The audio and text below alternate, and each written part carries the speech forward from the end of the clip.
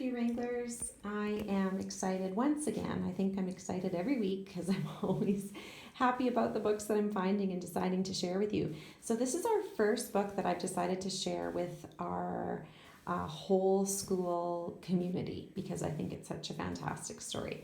It's called Finding Winnie, and it is the true story of the world's most famous bear. So can you guess who that might be? It is written by Lindsay Mattick and illustrated by Sophie Blackall. So join with me as we read about this incredible true story,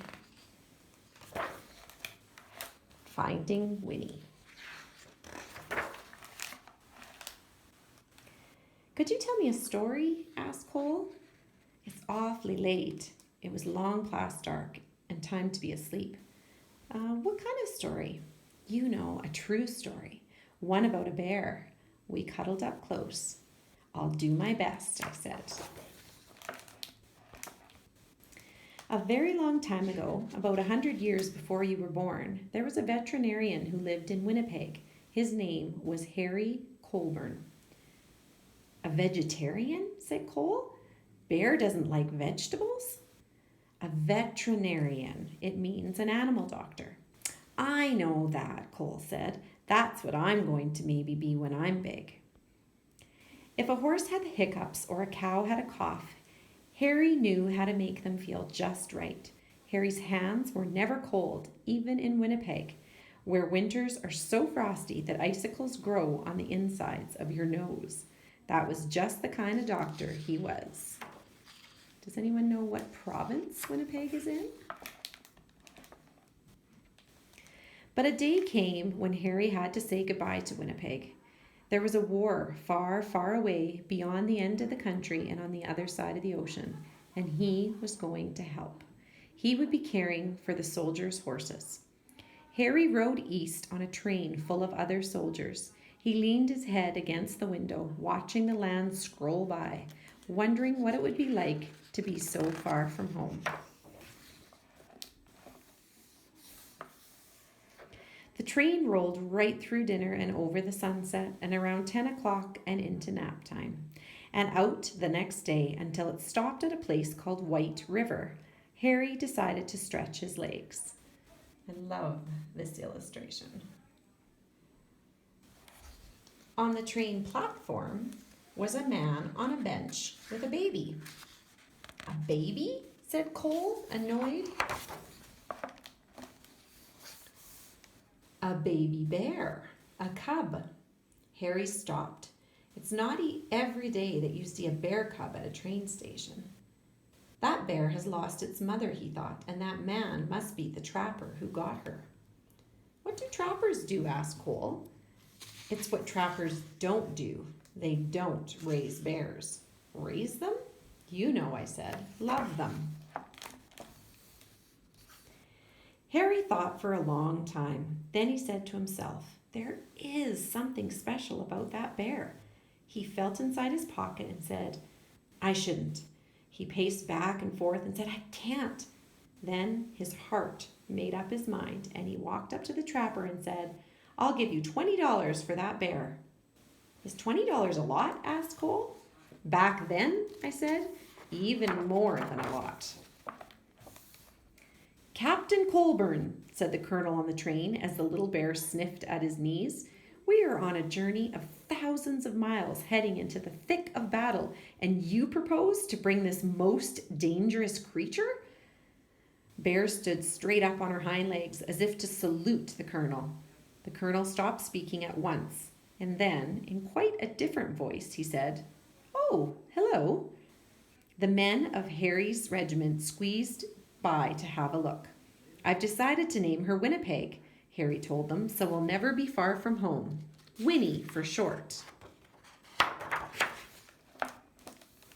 They had a very long way to travel, and they had already gone 3 or 4 feet when Winnie grew hungry. What do bears eat? The men wondered. What don't they eat? Said Harry. Vegetables, Cole reminded me. Winnie ate vegetables, I said. She ate everything except for onions. They brought her carrots and potatoes and apples and tomatoes and eggs and beans and bread. and a tin of fish and some slop in a dish. But Winnie was still hungry. "How about dessert?" said Harry, holding up a bottle of condensed milk. Taking the treat in her paws, Winnie lay on her back and hummed a happy song as she drank. The men roared. Harry and Winnie gathered with soldiers from all over Canada in the green fields of Valcartier. A whole city of tents had sprung up there.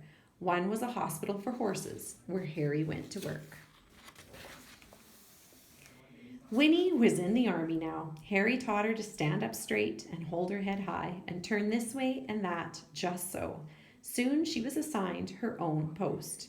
Even the colonel agreed that Winnie was a remarkable bear. She might have been the best navigator in the whole army. If you hid something, could she find it? She could. What if it was further away? And further still? Remarkable, he cried. In the evenings, both of them were too tired to move.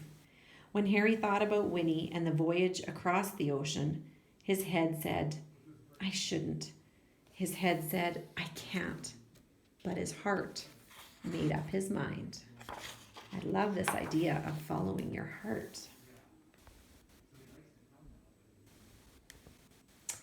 Nobody had ever tried to float so many people and animals across the Atlantic Ocean before. 30 ships sailed together, carrying about 36,000 men and about 7,500 horses, and one bear named Winnie. When they finally arrived in England, the regiment went to training on the Salisbury Plain, where it rained and rained and rained. But Winnie didn't seem to mind. She was the mascot of the 2nd Canadian Infantry Brigade, and she attended her post with vigor.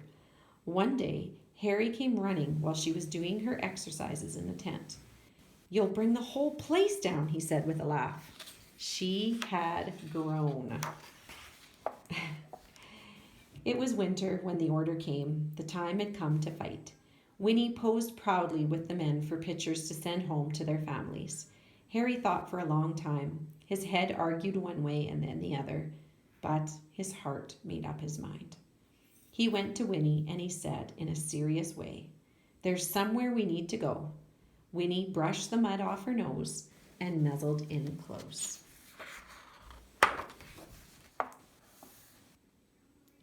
Harry drove all the way to the big city.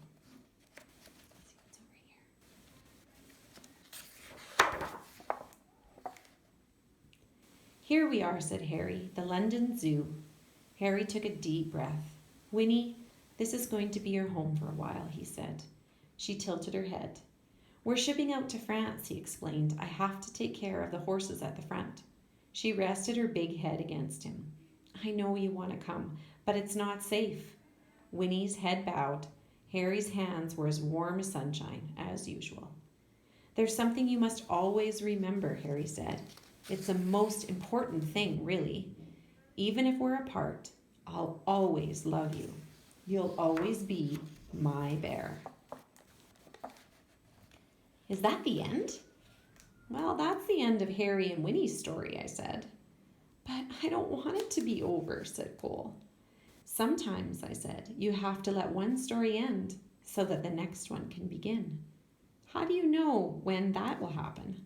"I don't," she says, "which is why you should always carry on."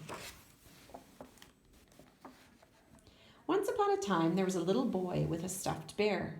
He'd had his bear ever since he was a baby, but somehow the boy had never found the right name for him. He tried Teddy and Edward and even Big Bear. One day, the boy went to visit the London Zoo with his father, and there was a bear, a real bear, on the terraces there.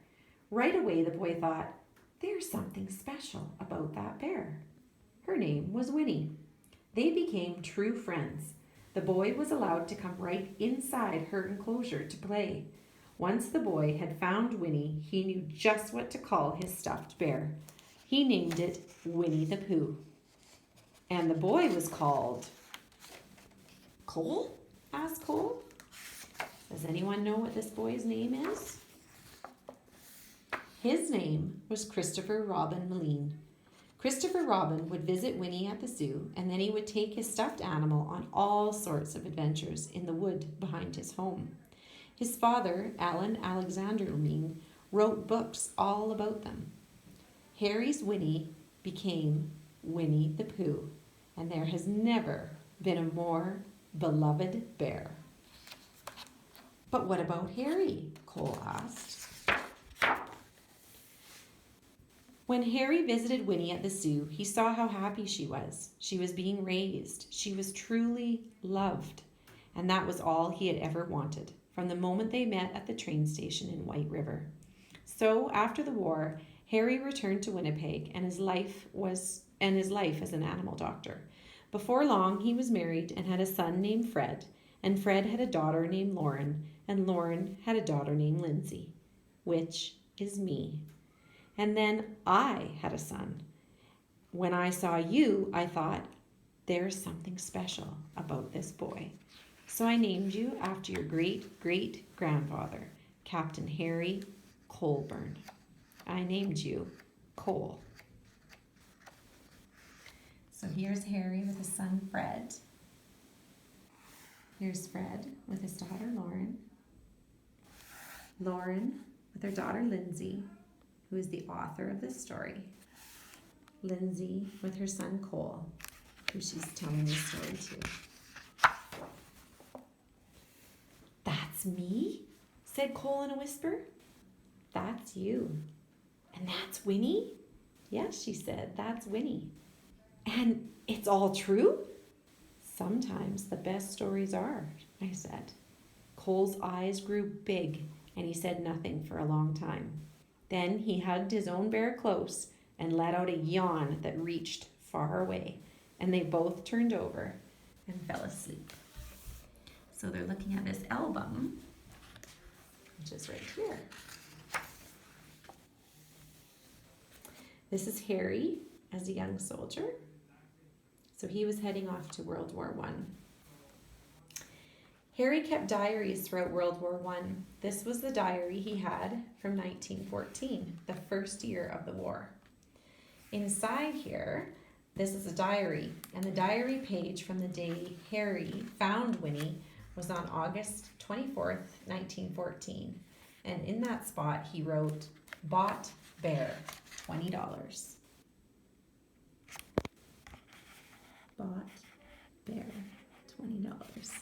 Oh, that's so cool. So here's some pictures of 3 soldiers with Winnie at her post. This is Harry and Winnie having what appears to be a laugh and a snack.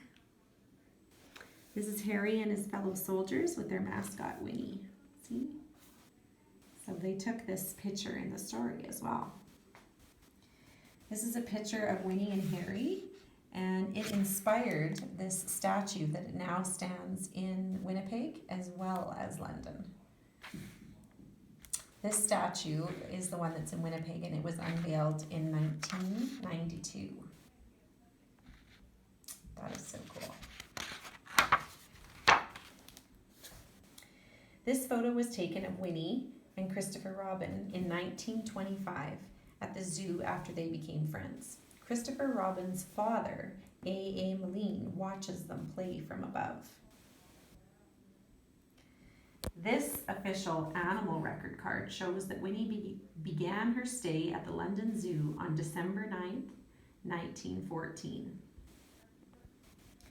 And this here is Lindsay and Cole in 2013. We knew there was something special about this boy. Isn't that a fantastic story based on a true story about a bear that I think everyone has heard of, Winnie the Pooh? And very cool that it was a Canadian soldier that bought Winnie and took him over to England, where he ultimately stayed in the London Zoo and met his famous friend, Christopher Robin. Boys and girls, I hope you enjoyed this story as much as I did. I've sent along a couple activities for you to be working on if your teacher so desires. I hope you've enjoyed the story as much as I have, and perhaps it'll even lead you to do some research on your own and find out even more about Harry Colburn or about Winnie the Pooh. Take care, my friends.